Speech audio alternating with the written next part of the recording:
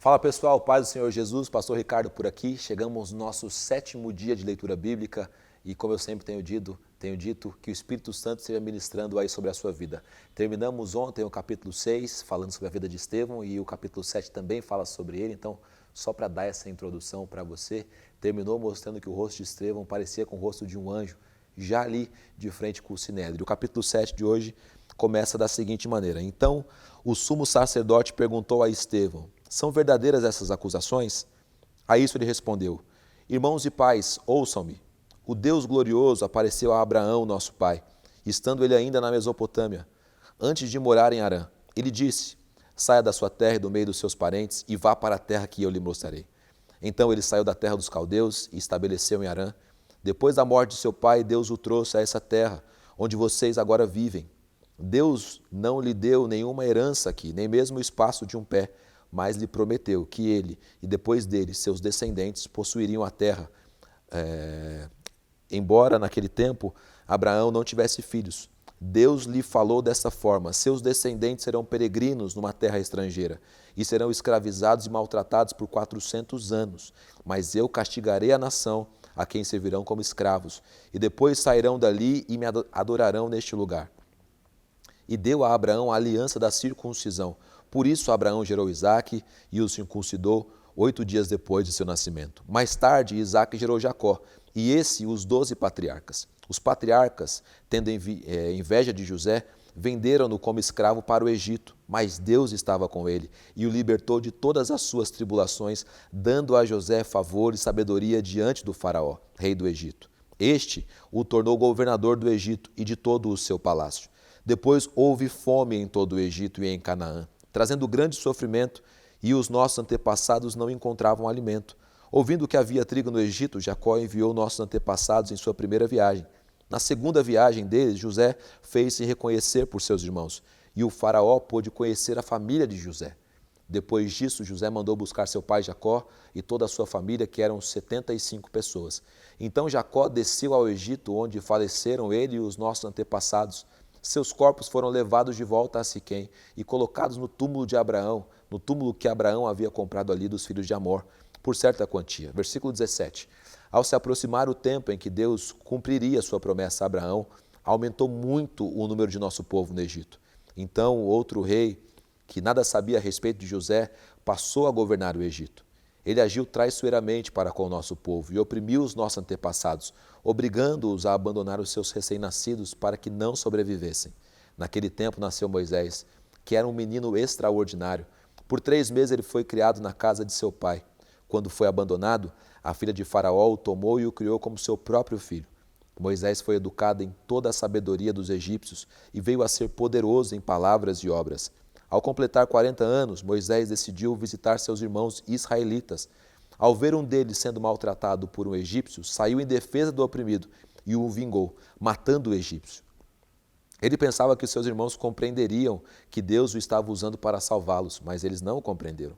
No dia seguinte, Moisés dirigiu-se a 2 israelitas que estavam brigando e tentou reconciliá-los, dizendo: homens, vocês são irmãos, por que ferem um ao outro? Mas o homem que maltratava o outro empurrou Moisés e disse: quem o nomeou líder e juiz sobre nós? Quer matar-me como matou o egípcio ontem? Ouvindo isso, Moisés fugiu para Midian, onde ficou morando como estrangeiro e teve 2 filhos. Passados 40 anos, apareceu a Moisés um anjo nas labaredas de uma sarça em chamas no deserto, perto do Monte Sinai. Vendo aquilo, ficou atônito e, aproximando-se para observar, ouviu a voz do Senhor: eu sou o Deus dos seus antepassados, o Deus de Abraão, o Deus de Isaque e o Deus de Jacó. Moisés, tremendo de medo, não ousava olhar. Então o Senhor lhe disse: tire a sandália dos seus pés, porque o lugar em que você está é terra santa. De fato, tenho visto a opressão sobre o meu povo no Egito. Ouvi seus gemidos e desci para livrá-lo. Venha agora e eu o enviarei de volta ao Egito. Este é o mesmo Moisés que tinham rejeitado com essas palavras. Quem o nomeou líder e juiz? Ele foi enviado pelo próprio Deus para ser líder e libertador deles, por meio do anjo que lhe havia aparecido na sarça. Ele os tirou de lá, fazendo maravilhas e sinais no Egito, no Mar Vermelho e no deserto durante 40 anos. Este é aquele Moisés que disse aos israelitas: Deus lhes levantará dentre seus irmãos um profeta como eu. Ele estava na congregação no deserto, com o anjo que lhe falava no Monte Sinai e com os nossos antepassados, e recebeu palavras vivas para transmiti-las a nós. Versículo 39.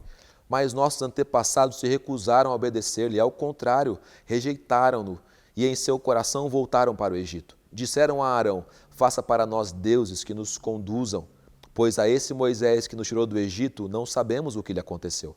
Naquela ocasião fizeram um ídolo em forma de bezerro, trouxeram-lhe sacrifícios e fizeram uma celebração em honra aos que suas mãos tinham feito. Mas Deus afastou-se deles e os entregou à adoração dos astros, conforme o que foi escrito no livro dos profetas. Foi a mim que vocês apresentaram sacrifícios e ofertas durante os 40 anos no deserto, ó nação de Israel. Ao invés disso, levantaram o santuário de Moloque e a estrela do seu deus Renfã, ídolos que vocês fizeram para adorar. Portanto, eu os enviarei para o exílio, para além da Babilônia.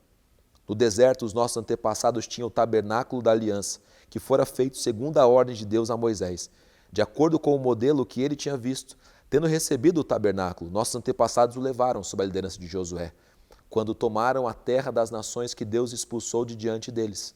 Esse tabernáculo permaneceu nessa terra até a época de Davi, que encontrou graça diante de Deus e pediu que ele lhe permitisse providenciar uma habitação para o Deus de Jacó. Mas foi Salomão quem lhes construiu a casa. Todavia, o Altíssimo não habita em casa feita por homens. Como diz o profeta: o céu é o meu trono e a terra o estrado dos meus pés. Que espécie de casa vocês me edificarão? Diz o Senhor. Ou onde seria meu lugar de descanso? Não foram as minhas mãos que fizeram todas as coisas? Povo rebelde, obstinado, de coração e de ouvidos, vocês são iguais aos seus antepassados, sempre resistem ao Espírito Santo. Qual dos profetas os seus antepassados não perseguiram? Eles mataram aqueles que prediziam a vinda do justo, de quem agora vocês se tornaram traidores e assassinos. Vocês que receberam a lei por intermédio de anjos, mas não lhe obedeceram. Ouvindo isso, ficaram furiosos e rangeram os dentes contra ele.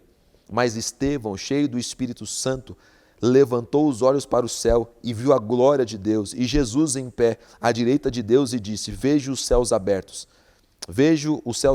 e o Filho do Homem em pé à direita de Deus. Mas eles taparam os ouvidos e, dando fortes gritos, lançaram-se todos juntos contra ele. Arrastaram-no para fora da cidade e começaram a apedrejá-lo. As testemunhas deixaram seus mantos aos pés de um jovem chamado Saulo. Enquanto apedrejavam Estevão, este chorava: Senhor Jesus, recebe o meu espírito. Então caiu de joelhos e bradou: Senhor, não os considere culpados desse pecado. E tendo dito isto, adormeceu. Que história maravilhosa é a história de Estevão. Que história, que pregação, enfim, que momento maravilhoso. E você percebe aqui que o conhecimento de Estevão era muito apurado. Ele vai lá desde Abraão e vai construindo a história.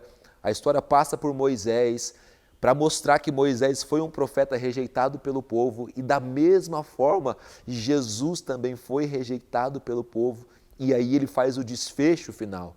Ele diz assim: vocês sempre resistem ao Espírito Santo, verso 51, sempre resistem às coisas que Deus está fazendo. Não seja esse tipo de pessoa. Ouça a voz do Espírito, entenda o mover do Espírito, entenda o fluir do Espírito e fique debaixo disso. Vai ser bênção para a sua vida. O que esses homens fazem mediante essa palavra? O texto diz que mesmo Estevão, estando cheio do Espírito Santo, pregando uma palavra maravilhosa, elucidada, clara para o coração deles, o texto diz aqui no versículo 57, que eles tamparam os ouvidos.